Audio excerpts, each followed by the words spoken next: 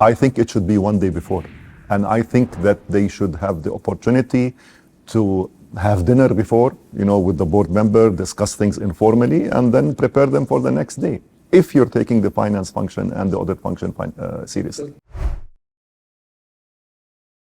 I've been on both sides of the fence, I've been, a CEO and I've been a board member. So what are you suggesting? Divide and rule? Let the board members never meet until, unless they are under the same roof in the meeting room. That's absolute, no, I totally disagree. They're not ganging up. They're not lobbying against the CEO.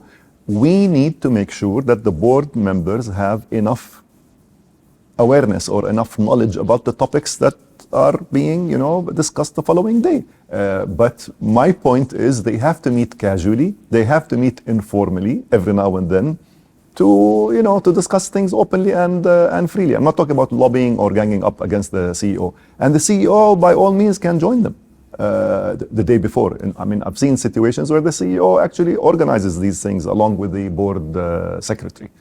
But my point is asking people to fly in, especially with large corporations, the night before or the morning of, go straight to the board meeting and they have a flight to catch, it just doesn't work. You're already distracted.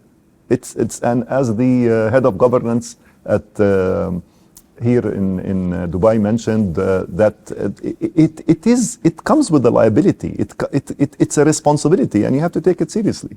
It's not a light job being a board member, and whether non-executive, executive, or whatever in whatever role that you are playing. The board secretary either makes it or breaks it. So they are not only the glue, they are the catalyst, they are they are the energy, they are the force behind it. Because if you have somebody who's lacking engagement as playing the role or sitting in the role of the board secretary, you can kiss that board goodbye. The last thing you want is the chairman and board members following up on the board secretary. It should be the other way around. And the other thing is that they play a critical role in liaising between the board and the management. Also, they have to be aware of the regulatory framework and the regulatory environment around them. They have to know exactly what's happening, maybe locally, regionally, depending, where the company operates. So, this role actually is a bit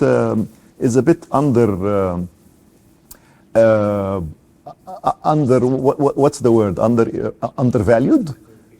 Underappreciated. Yeah. People think they take notes, they take minutes, and they play an admin role. That's not true. AI now can take minutes. I'm sure you've seen it. So the board secretary should be actually alert, should be listening to, looking at body language, making sure all the points have been covered adequately, maybe sending messages. Sometimes we see them effectively or efficiently sending messages to the chair that you've missed this point, maybe you should revisit that point, or maybe we skimmed through, something that should have gotten more attention. So back to your point, Shane, on the board secretary, in the boards that I've been are, of course, the chairman is the most important, figure there, or the chairwoman. They either have an engaged board or what I call rubber stamping board, but the secretary is definitely the second in terms of importance.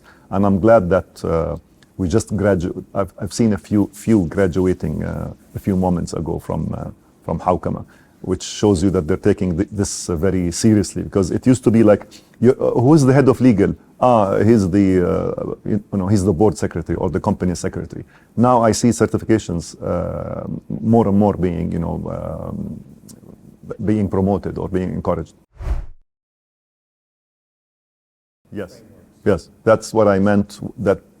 That he or she should have enough antennas to know what's happening on the ground externally from a regulatory point of view, environment and framework, and how the company is addressing these issues.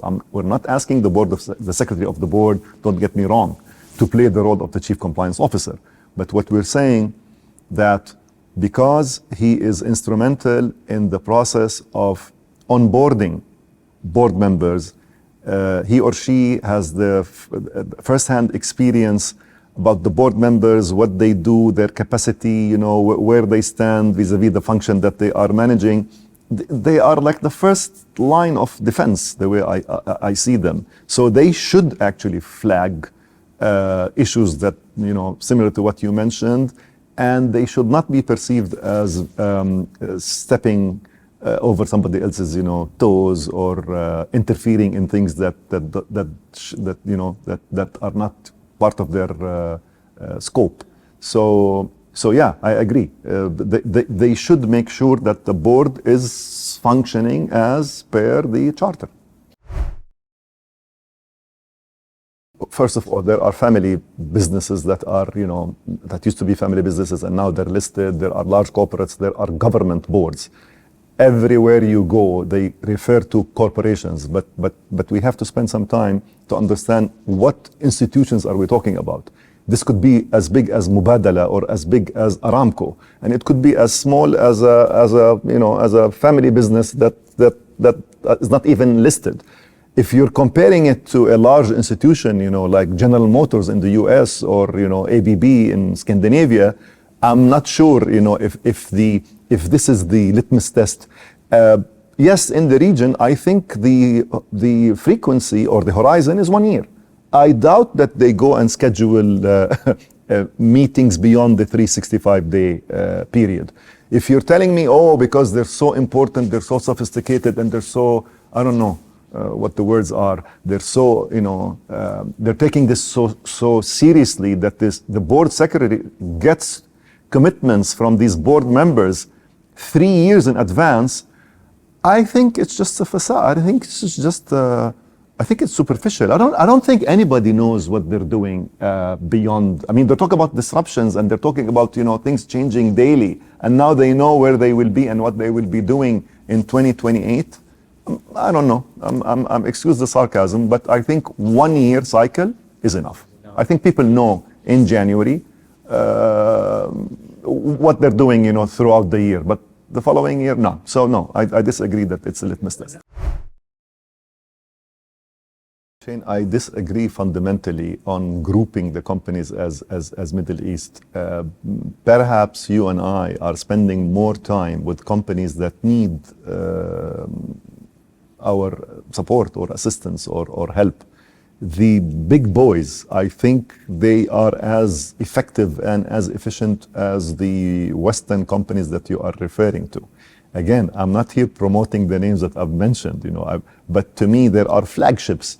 SABIC, Aramco, large companies in the Middle East, I think they are behaving the way you just mentioned in the West. I think you and I are spending most of our times educating smaller entities and the people around our circle on what to do. However, there is an important issue here. You keep referring to the board secretary. When it comes to strategy and retreats and the engagement and the role of the management, that's the role of the chair, the chairman of the board. It's not the board secretary.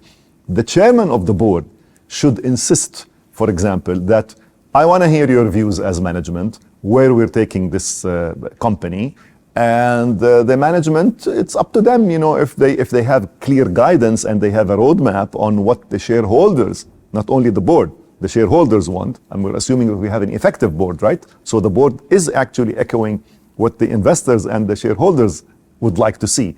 So if they have a clear roadmap, the management can propose a strategic direction, a strategy.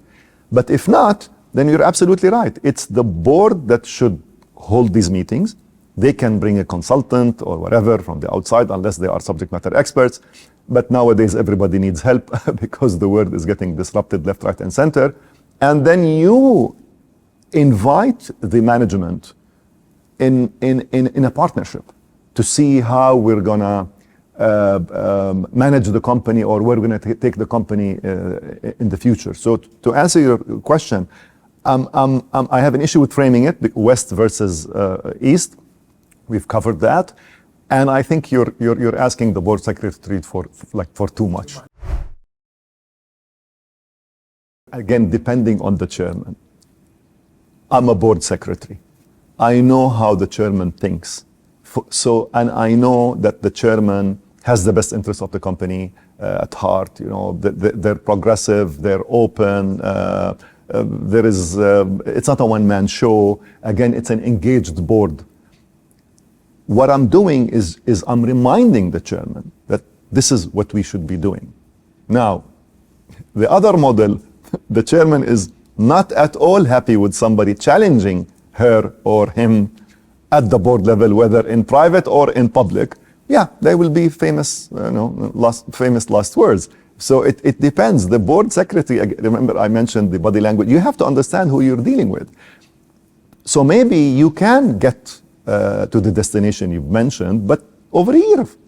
You don't have to clash with the chairman, lose your job, and just because you want things to be done in 3 weeks. So the best thing to do, and this is where the positive politics play a role. You have to lobby with other board members, arrange a meeting, not the board secretary, other board members with the chairman, and tell him, Mr. or Mrs.